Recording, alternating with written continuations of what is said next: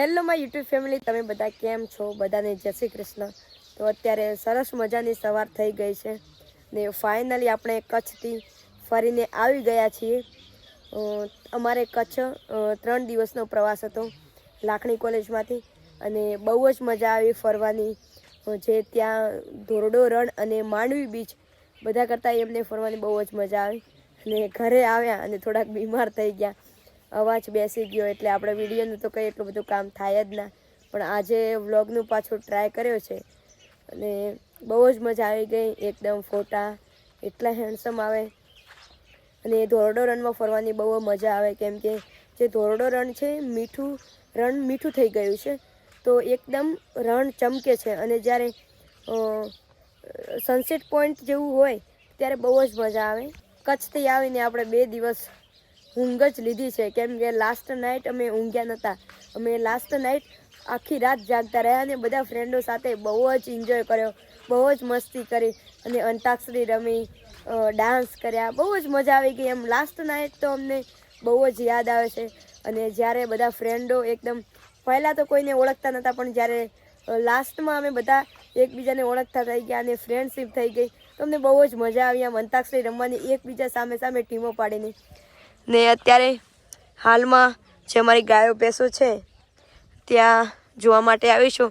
ને પહેલાં તો મારી ટુન્નીને મળવાનું છે, મારી ટુન્નીને, કેમ કે બહુ દિવસ થઈ ગયા, 4 દિવસ થઈ ગયા મારી ટુન્નીને મળે. ટુન્ની જો કેવી ટુન્ની મસ્ત ને.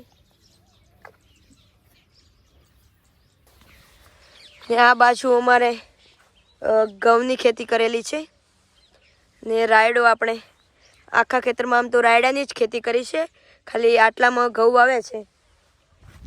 વેચાતા ના લાવવા પડે એ માટે ઘરે ઘઉં આવેલા હોય તો એ આપણે રોટલી બનાવવામાં કામ આવી જાય, તો વેચાતા એટલા બધા ના લાવવા પડે. ને રાયડો તો આપણે જ્યારે નીકળે રાયડાનો પાક પાકી રહે ત્યારે જે વધારતાનું રાયડું હોય એ આપણે માર્કેટમાં ભરાવી દઈએ અને 2-3 બોરી તેલ પીલાવવા માટે રાખીએ. સવારથી મહેશભાઈ ક્યાંક જઈ રહ્યા છે.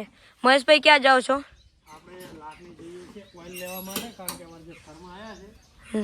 આટલું સવારથી લાકડી જવું જ પડશે, કારણ કે ઓઇલ જોઈએ છે આપણે 5 લીટર એટલે ઓઇલ લેવા માટે જવું પડશે. હા, અહીંયા અમારે હે ને આ જે તબેલો છે ને એમાં હવે ગવણ બનાવવાનું કામ ચાલુ કરવાનું છે. આપણે જે આ કપસી છે, કાંકરી છે, અહીંયા સિમેન્ટ, પેલો ગોળો કહેવાય બનાવવાનું, એ બધું સામાન આવી ગયો છે. અને આજે જે કામ કરવાવાળા બધા ભાઈઓ આવી રહ્યા છે એટલે મહેશભાઈને સવારથી બધું ઓઇલ લેવા કંઈક જવું પડશે. ભલે ઠંડી રહી પણ બાઇક ઉપર લાખણી સુધી જવાનું છે, એ ફાઇનલ છે. આપણે 20 કિલોમીટર જેવું થાય છે. તો હવે જે આપણે તબેલામાં જે ગવણ બનાવવાનું કામ ચાલુ કરવાનું છે તો કડિયા જે છે એ આવી જશે હમણાં થોડી વારમાં. તો મહેશભાઈ ચાલો તમે જાઓ, ફટાફટ લઈને આવી જાઓ. હા, શાંતિથી જજો, ધ્યાનથી. તો મહેશભાઈ આપણે કામે લાગી ગયા છે. જે લાખણી જવાનું છે આટલી ઠંડીમાં બાઇક લઈને, પપ્પાએ કીધું એટલે ફાઇનલી જવું જ પડે એટલે એ લઈને જશે. શું ભૂલાઈ ગયા? હેલ્મેટ. હા, મહેશભાઈ હેલ્મેટ ભૂલાઈ ગયા હતા, એ પહેલાં આપવું પડે. હેલ્મેટ પહેરવું ખૂબ જ જરૂરી છે, કેમ કે જ્યારે કોઈ બી એક્સિડન્ટ થાય તો તમારે જ્યારે આ હેલ્મેટ પહેરવા હોય સુરક્ષા માટે તો તમારા માથાને કંઈ ના થાય. તો લો, પહેરી લો ફટાફટ.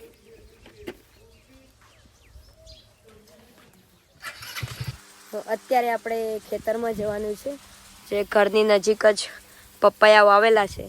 તો જોઈએ પપૈયા પાક્યા કે નથી પાક્યા. કચ્છથી આવીને હજુ નજર નથી નાખી, પણ હવે નાખી દઈએ. આ પપૈયાને કેટલા બધા પપૈયા આવ્યા છે પણ હજુ તો કાચા છે.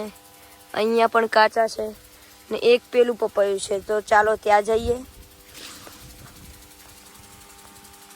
હા, અહીંયા એક પપૈયું પાકી ગયું, એક અને આ બે પપૈયા પાકી ગયા છે એટલા બધામાંથી. બહુ મસ્ત જુઓ, સરસ કેટલા પાક્યા છે. તો ફાઇનલી આજે બપોરે આપણે એક પપૈયું લઈને ખાવાનું છે ફાઇનલ. હાલો, તો અત્યારે એક આપણે પપૈયું તોડી લઈએ. પહેલું આ તોડીએ. આપણે છે ને ઘરની નજીક જ બધી વાડી બનાવેલી છે શાકભાજીની, અને આ ફળ વગેરે વાવેલા છે. આ પેલું ઘર છે ને આ બાજુ આંબો, એ બીજો પણ આંબો છે વાવેલો. આ બાજુ રીંગણ વાવેલા છે પેલું બાજુ એ પપૈયું છે અને રીંગણ, આ બાજુ લસણ વાવેલું છે ને અહીંયાથી આપણું ખેતર ચાલુ થાય છે. સરસ મજાની રાયડાની ખેતી કરેલી છે. હજુ તમને 2-3 ખડા બતાવું આગળ.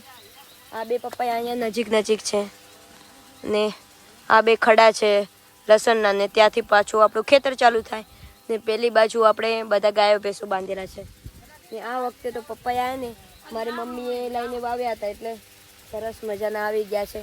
તો દરરોજ આપણે એક ખાઈશું ને પપૈયું સવારથી ખાઈએ તો કંઈક વિટામિન મળે, એ સારું કહેવાય. તો સવારથી જ આપણે ખાઈશું.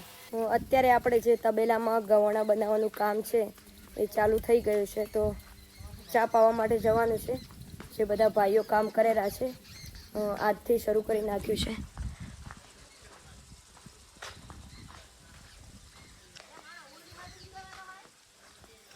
આ બાજુ અહીંયા સારી ખણી નાખી છે.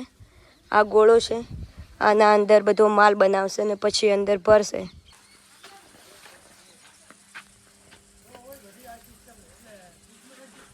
હવે આમાં પેલો માલ બનાવીને ભરવાનો હોય ને આપણે.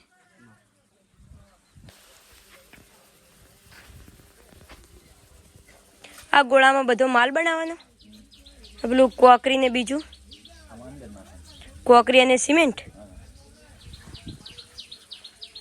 આપણે બીજું પપૈયું તોડ્યું હતું એ ડોલમાં લઈ લીધું ને હવે ધોઈશું પહેલાં, પછી આની વારી ખાવાની.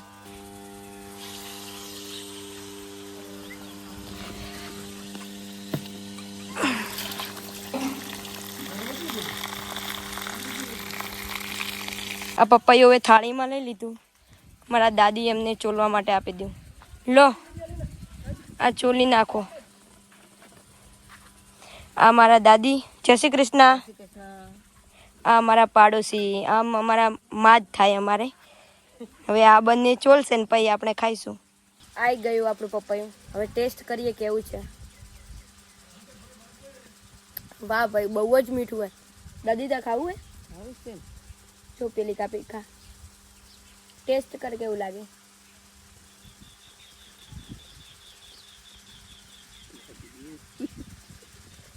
તમારે ખાવા હોય તો આવી જાઓ અમારા ઘરે. બહુ બધા પપૈયા. ટેસ્ટ કર કેવું લાગે.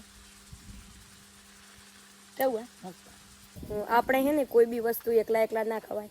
તો આપણે પપૈયું મેં મારા દાદી બધાએ ખાઈ લીધું હોય ને જે અમારી ઘરે કામ કરી રહ્યા છે તો એમને પણ આપવા જઈએ.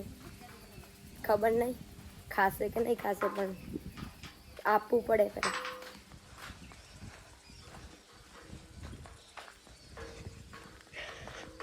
લો ટેસ્ટ કરીને કહેજો કેવું લાગે તમને.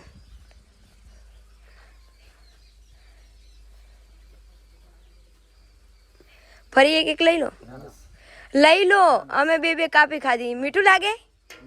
મીઠું તો ફરી લઈ લો. એક લઈ લો, પણ લઈ લો એક. તમે બંને એક લઈ લો. આ લઈ લો એક.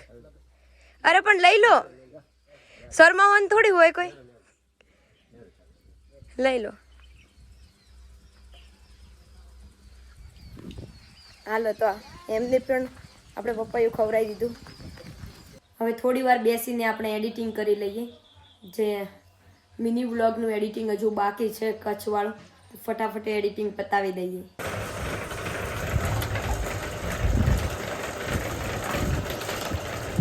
તો ફાઇનલી ગાઈઝ અત્યારે વાગ્યા છે 5 ને સરસ મજાની આપણે ઊંઘ લઈ લીધી છે. સમથિંગ 3 કલાક જેવી, શાયદ 2 વાગે જેવી ઊંઘી હતી ને અત્યારે વાગ્યા છે 5. હાલ જ ઉઠી છું. ને તબેલામાં પણ કેટલું બધું કામ થઈ ગયું છે.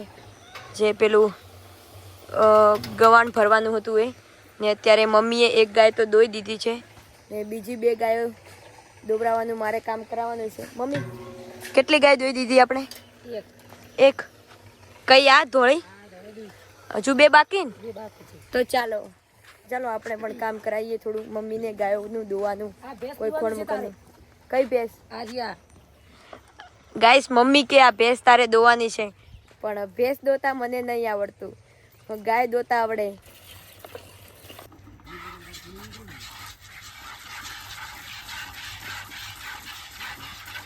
દોસ્તો હવે રાત પણ પડવા આવી છે તો ઠંડી પણ વધી રહી છે.